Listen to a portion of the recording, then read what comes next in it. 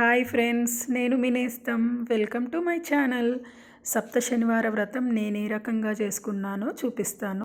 ఇది నాది 7th week అన్నట్టు ఉద్యాపన. సో ఉద్యాపన ఎలా చేసుకుందామో చూద్దాము. సేమ్ 6 వీక్స్ లాగానే ఇక్కడ కూడా సేమ్ అలాగే చేసుకోవాలి.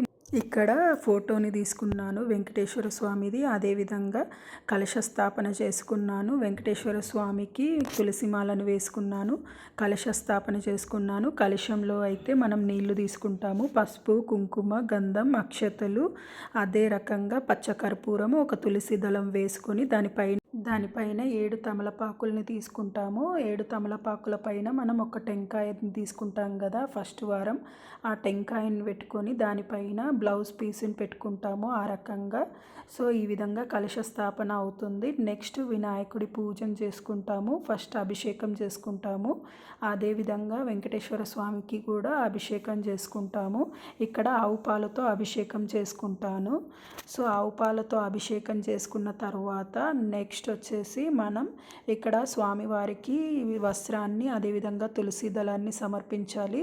నెక్స్ట్ వచ్చేసి 7 రకాల పువ్వులు.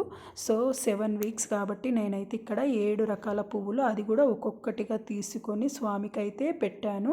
నెక్స్ట్ వచ్చేసి దీపపు కుందుల్లో కూడా 7 వత్తులు ఒక్కొక్క దాంట్లో ఆ రకంగా తీసుకొని నువ్వుల నూనెతో మనం దీపారాధన అయితే చేసుకోవాలి. ఇలా దీపారాధన చేసుకుంటాం కదా, అదే రకంగా ఫస్ట్ వారం మనం ముడుపుల్ని కట్టుకుంటాము. ఒకటి వినాయకుడికి, ఒకటి వెంకటేశ్వర స్వామికి. వాటిని ప్రతి వారం కూడా మనం పూజ చేసుకునేటప్పుడు పూజలో పెట్టుకోవాలి. ఒకటి వినాయకుడి ముందు, ఒకటేమో వెంకటేశ్వర స్వామి ముందు. నాకు ఇక్కడ నేను 2 కూడా పక్క పక్కన పెట్టుకున్నాను. నెక్స్ట్ అయితే మనం 7 తమలపాకుల్ని తీసుకోవాలి. ఇవి దేనికంటే పిండి దీపాల కోసం. నెక్స్ట్ ఇక్కడ పిండి దీపాల కోసం ముందుగా బియ్య పిండిని తీసుకొని అందులో అరటిపండు, బెల్లం, కొంచెం ఆవు పాలను తీసుకుంటూ ముద్దలాగా తడుపుకోవాలి.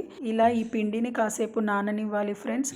నానిన తర్వాత ముందుగా ఒక లడ్డూలాగా చేసుకోవాలి. కొంచెం ఆ లడ్డూని మనం చలివిడి అంటాము. ఆ చలివిడి స్వామివారికి ఎంతో ఇష్టం. ఇక్కడ మనం నెక్స్ట్ పానకానికి, నేను ఇక్కడ పానకం కోసం మనం మిరియాలు, ఇలాచి, బెల్లం పొడిని అయితే తీసుకుంటాము. నెక్స్ట్ వచ్చేసి నువ్వుల లడ్డూల కోసం మనం నువ్వులు, బెల్లాన్ని తీసుకుంటాము. ఇవి 7 చేసుకుంటాము. నెక్స్ట్ వచ్చేసి దీపపు ప్రమిదల్ని కూడా 7 చేసుకుంటాము. సో ఈ 7 దీపాలలో మనం ఆవు నేతిని వేసి దీపాలను అయితే వెలిగించుకుంటాము. నెక్స్ట్ గణపతి ప్రార్థన, సంకల్పం, కలశారాధన, షోడశోపచార పూజ చేసుకుంటాం కదా. నెక్స్ట్ వచ్చేసి స్వామివారి అదాంగ పూజ ఉంటుంది. అదాంగ పూజ చేసుకోవాలి. నెక్స్ట్ అయితే వెంకటేశ్వర స్వామి అష్టోత్తరాన్ని చదువుకుంటూ అక్షతలు కానీ పువ్వులు కానీ మనం స్వామివారిపై వేసుకుంటూ ఉండాలి. అష్టోత్తరం తర్వాత వ్రతకథను చదువుకోవాలి. వ్రతకథ చదువుకున్న తర్వాత టెంకాయని కొట్టి హారతి ఇవ్వాలి. హారతి పచ్చకర్పూరంతో ఇవ్వాలి. నెక్స్ట్ హారతి ఇచ్చాక మనం మంగళహారతిని ఇవ్వాలి స్వామివారికి. ఇలా ఉద్యాపన చేసుకోవాలి. సో ఈ వీడియో కనుక మీకు నచ్చినట్లయితే please share, comment, subscribe friends.